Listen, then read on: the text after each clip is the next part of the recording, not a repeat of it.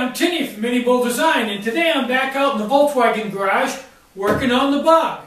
We've named the bug, or I named the bug, Emily. Long story, but that's the name of Emily. Now, what I did today was, I took the dash out, the padded dash. I know that sounds backwards, but let me give you the whole story. One of the things I bought is this. This is the padded dash. This is a piece of padding that bolts right to the dash, and all the knobs and the instrument cluster and everything comes through in the glove box.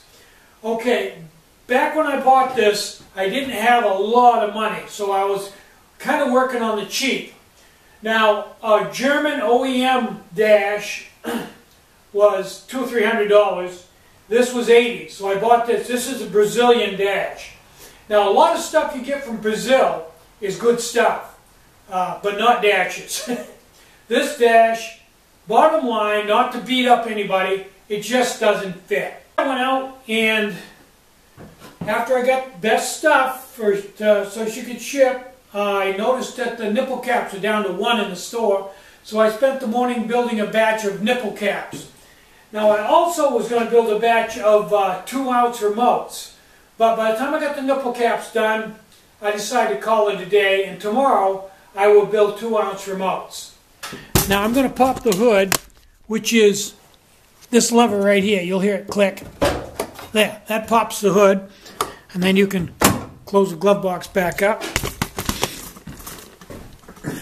Now, if you've ever worked on a Volkswagen, you'll find out right away that Ferdinand Porsche loved piano wire. I mean, this thing's got more piano wire than Gillette's got razor blades. For example, and this is a bit of a comical story, there is a rack behind this airbox, and the rack has a pinion gear on it that goes out through to the dash. There's 2 of them, a rack on each side, 2 knobs out on the dash. And these racks have a piece of piano wire inside of the casing that when the rack moves back and forth, it pushes and pulls the piano wire, which comes up to a trap door on these 2 sides of this airbox. And you can open and close it to regulate the air up to the dash, fresh air. Now, in the modern cars, that would be totally unacceptable. But in a Volkswagen, everything is a compromise.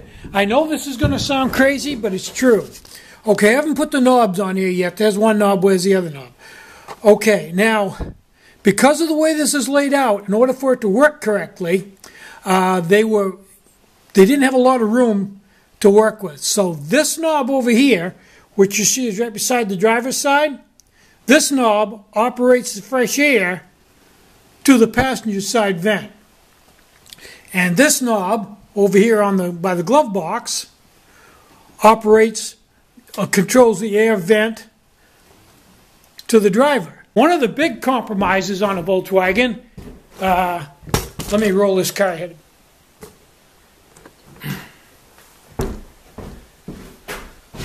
This is that famous Volkswagen 4-cylinder engine that has been put in dune buggies and tricycles and anything they could make in California.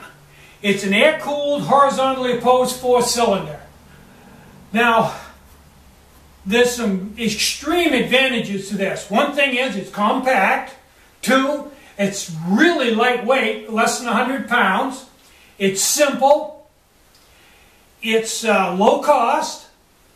On the other side, though, it's not long-lived. It only probably will go about 100,000 usually, where a water-cooled engine will go 200,000. It's not a lot of horsepower. This is 1600 cc, and I think it's only, I don't know, 45 or 50 horse. And it's real loud. If I didn't say that already, it's noisy. Air-cooled engines are noisy. They have to be because they have to run kind of loose because they get so hot and cold. The temperature changes in them. And they're just a noisy engine anyway because they don't have a lot of metal around them to keep the noise down. But it's just another Volkswagen compromise.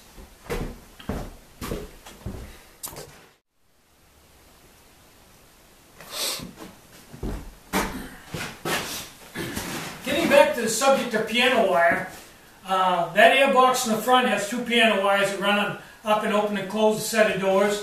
When you're sitting in the seat, the two levers that you pull for the heaters, one opens vents under the seat, the other one opens and closes doors back in the heat exchangers on the motor, because the heating system on this gets its heat from the motor, but there's no water jacket because it's an air-cooled motor, so it gets it from the heat in the exhaust. Long story. Anyway, those two levers are piano wire. The sunroof runs on cables. They call them cables, but they're actually springs, which are nothing more than wound piano wire. It's wound into a spring with a felt in the middle of it, and that pushes and pulls the sunroof. Basically, anything in this car that has a control on it, I think even the gas pedal runs on a piece of piano wire. I think the clutch runs on a cable, but pretty sure the gas pedal runs on a piece of piano wire. And in their defense, in the Germans' defense, I can't really see any other way to cheaply move things a long ways away, like the whole length of the car, with anything other than a piano wire. In today's world, it would have a servo on it and just have a probably computerized deal. But back then, before computers, piano wire. They love piano wire. I'm Tinny from minibulldesign. Get out and hike, take a friend, enjoy the great outdoors, and more important than anything, try to have a really great day and try to take some time out to have just a little bit of fun today. Bye-bye.